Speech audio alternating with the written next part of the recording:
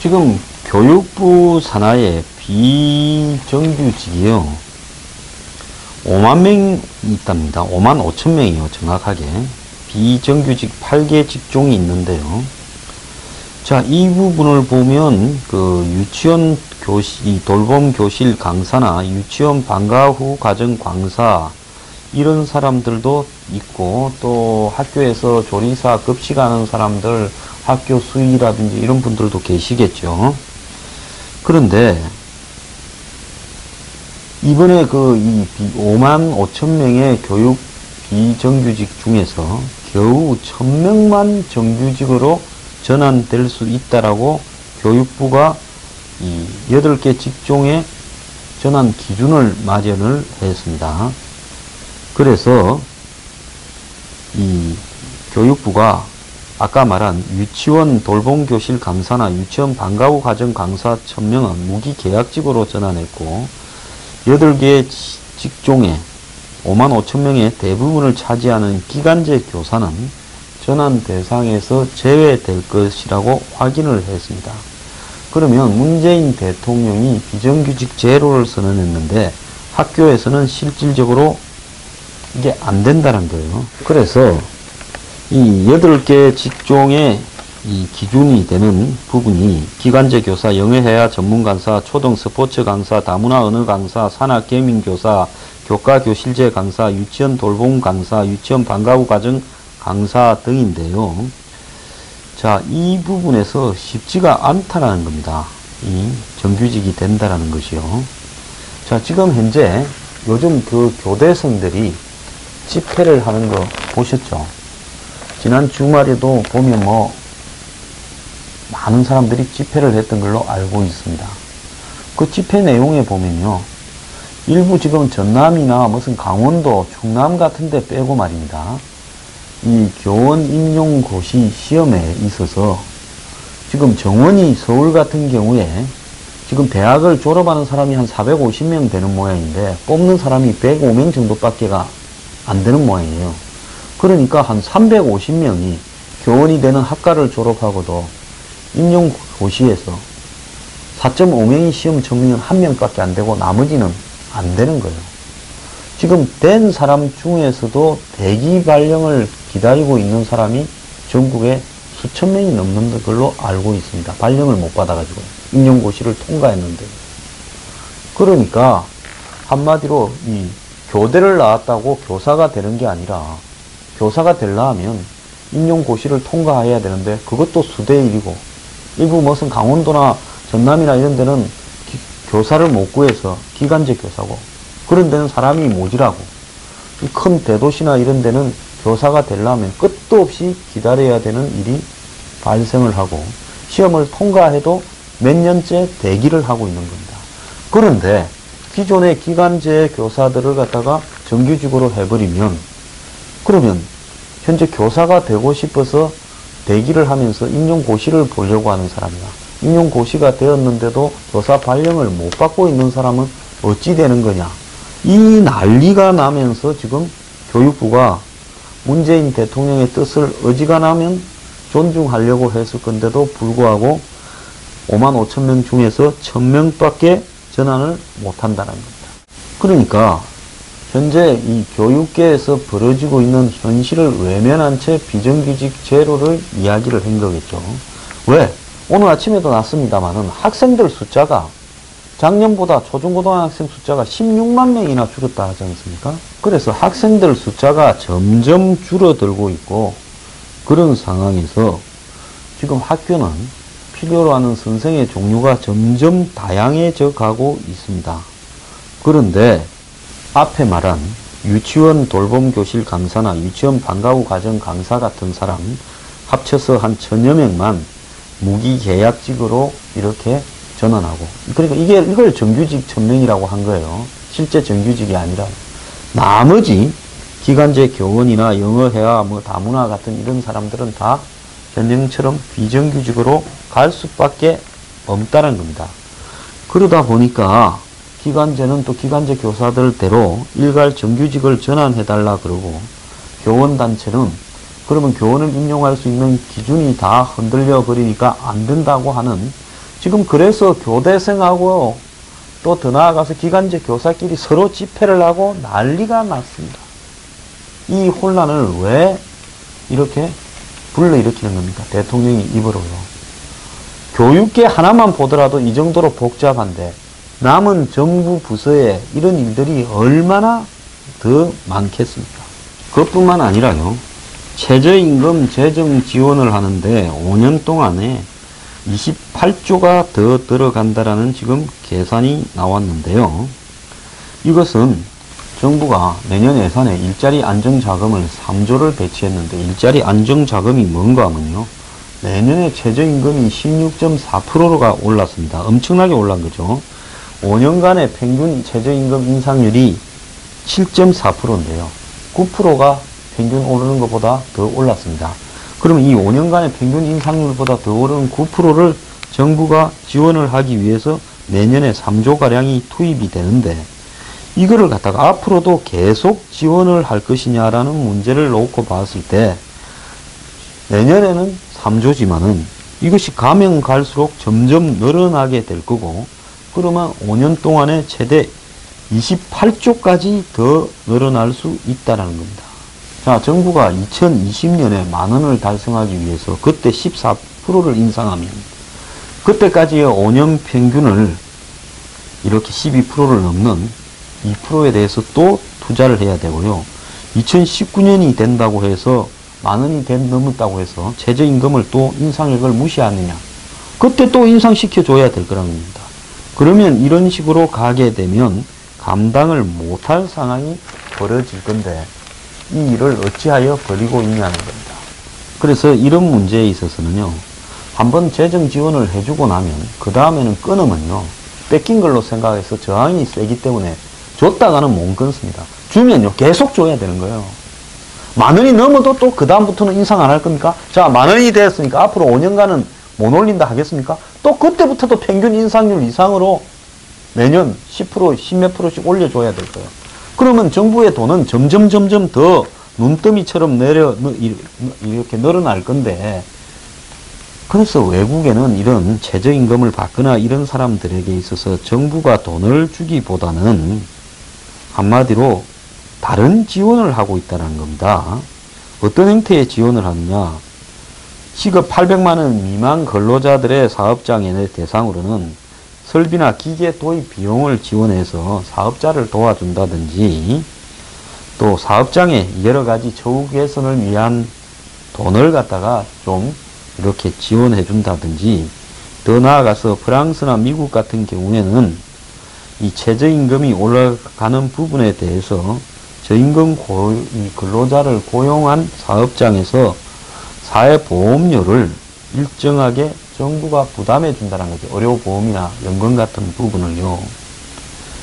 그래서 이런 방식으로 처리하는 것이 지극히 당연한데, 이 정권이 지금 간이 배밖에 나왔습니다. 자, 정부는요, 내년에 최저임금을 어떻게 지원을 해주느냐.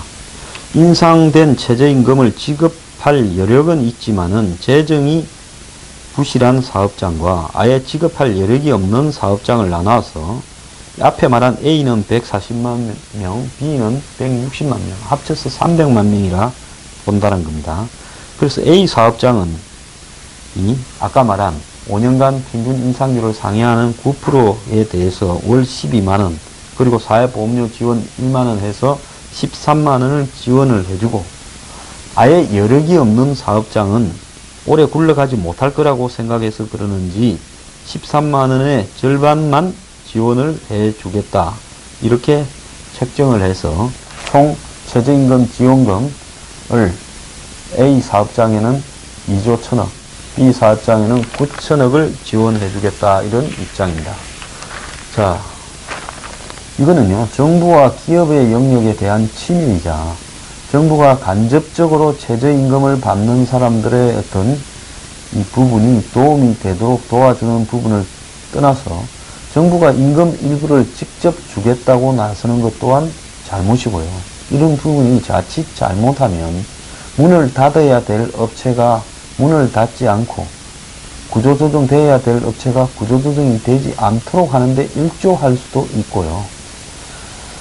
그래서 매우 우려스러운 지금 실험을 하고 있다고 저는 보고 있습니다. 저도 최저임금이 가급적이면 올라가야 된다. 그리고 정부가 그런 최저임금을 이렇게 지원하기 위한 다양한 노력을 해야 된다라는 부분은 인정을 하지만은 이런 방식으로 정부가 했을 때 과연 지속성을 가지고 감당을 할 수 있겠느냐라는 것도 한번 생각을 해봐야 된다는 겁니다. 꼭 도와야 된다면 사업장의 임금을 보조하는 형태로 갈 게 아니라요. 노동을 함에도 불구하고 받는 소득이 작은 사람에 대해서 아예 그냥 기초생활수급자나 기초연금을 주듯이 일을 일주일에 얼마씩 해서 그것이 입증 가능한 사람들한테 차라리 지원해주는 방법이 그것이 경제적인 관점에서 봤을 때는 더 나을 수도 있습니다. 요즘 그 학교의 교사가 학생들을 성적으로 좀 이렇게 일탈하는 일들이 발생을 하는데요. 최근까지는 주로 남자 선생이 여학생을 어떻게 성추행을 하거나 성폭행을 하거나 또 이렇게 약치로 속여서 어떤 부분을 저지르는 걸 주로 있었는데요. 요 근래는 2절만 하면 한 건씩 보면 나이가 많은 여자 교사가 뭐 초등학교 남학생까지 얼마 전에 몇 년 전에는 중학생이 있었는데 이제는 그런 일까지 발생을 했습니다. 관계를 가지는. 그래서 이런 13살 미만의 판단 능력을 가지지 못한 영사 미성년자에게 이런 짓을 하면 중형이 선고되죠. 이번에 아마 경남에 어디서 발생한 그 문제에 대해서 해당 여교사는 구속이 되어서 한 7, 8년 이상의 형을 받을 가능성도 있습니다. 얼마 전에는 학원의 강사가 그런 짓을 했고 또 대구에서도 또 그런 일이 있었는데 잘 뭐 이렇게 정리는 되지 않고 덮어진 것 같습니다. 몇 년 전에는 서울에서 또 한 여교사가 중학생하고도 그런 일이 있었는데요.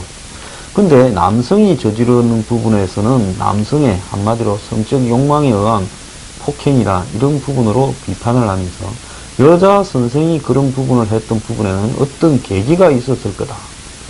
이런 식으로 해석을 하는 우리 사회의 이중적인 시각도 저는 좀 바꾸어져야 된다 봅니다. 아니, 남성이 그랬을 때는 무조건 성적 욕망을 죄자한테 이렇게 풀었다.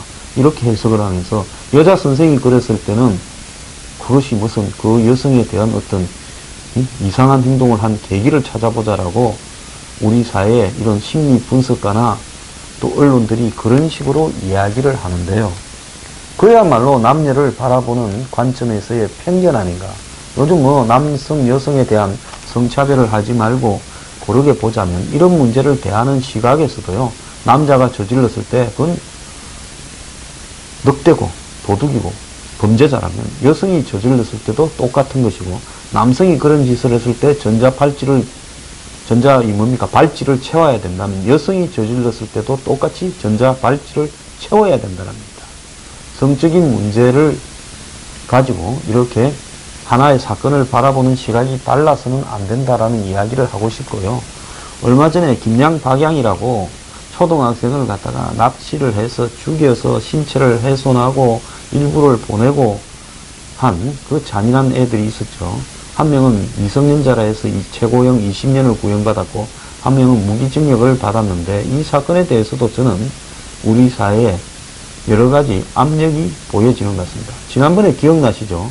강남역의 화장실에서 모르는 여성을 무차별로 죽였다고 해서 엄청난 지탄을 받고 여성단체들이 강남역에서 촛불을 들고 항의 집회를 하면서 사회 문제가 된 강남역 화장실 살인 사건의 경우에 가해자는요, 얼굴이 체포되는 순간부터 공개됐습니다. 기억나죠? 경찰서에서 나올 때 얼굴이 다 공개한 이 안경을 끼고 아주 말라가지고 앳돼 보였죠. 자, 이번에 이 사건을 저지른 이 애들을 얼굴을 공개하지 않습니다. 미성년자라고요? 한 명은 미성년자를 벗어나 있어요. 아직도 가려줍니다. 언론이 왜 그럽니까? 차라리 그때 그 남학생 행위에 대해서는 조금 더 비호할 생각이 없어요. 하지만은요, 집이 가난해서 치료를 받지 못하고 조현병을 치료를 받지 못하고 치료를 중단한 채 돈을 벌려고 나왔다가 잘리면서 이상심리가 발동이 되어서 범죄를 저질렀습니다. 정말 그 범죄를 저지르는 그 남자애도요, 불쌍한 애입니다. 그런데 이번에 이 초등생을 납치해서 살해해서 신체를 훼손하고 나누어 가진 이 두 사람은, 한 사람은 자기 아버지가 유명한 병원장이라는 이야기도 있고, 한 사람은 자기 아버지가 유명한 성직자라는 이야기도 있습니다. 그래서 어마어마한 변호사들을 썼고, 그래서 신상이 노출되지도 않고 얼굴도 가려지고 또 풀려나갈 거라고 보고, 직접 죽인 애는 해리성 장애다라고 이야기해서 아이덴티티 23에 나오는 영화 주인공처럼 A가 죽였고 J는 뭐 죽인 것도 모르고 배달했다, 신체 훼손을, 이렇게 이야기하고, 또 교사했다라는 한 애는 게임을 이야기했지 실제 상황을 생각하지 않았다고 이야기하고, 둘 다요, 양들의 침묵에 나오는 사이코패스보다 더 잔혹한 겁니다. 나이 어리다고 이건 변명이나 핑계의 여지가 없어요. 오랫동안 지속적으로 신체 훼손이나 살인, 그리고 그 식인, 이런 부분을 몰두해온 사이코패스들입니다. 그런데 그들을 얼굴을 공개하지 않고요. 지금 구형이 저런데 앞으로 만약에 3심까지 가서 선고가요, 낮아졌어요. 지금 20년 받았다면 앞으로 이제 실제 선고를 받으면 한 15년 이래 될 수도 10년 될 수도 있겠죠. 그러면 지금 17이면 이제 30대 초반에는 사회에 나와서 활보할 건데요. 저런 애들한테 전자발찌를 채우고 얼굴을 공개해서 영원히 사회에서 격리되도록 해야 되는 거 아닌가, 저는 그렇게 생각을 합니다. 그런데 언론들이요, 그 얼굴을 감춰주고 있는 부분은 매우 큰 문제라고 생각을 합니다.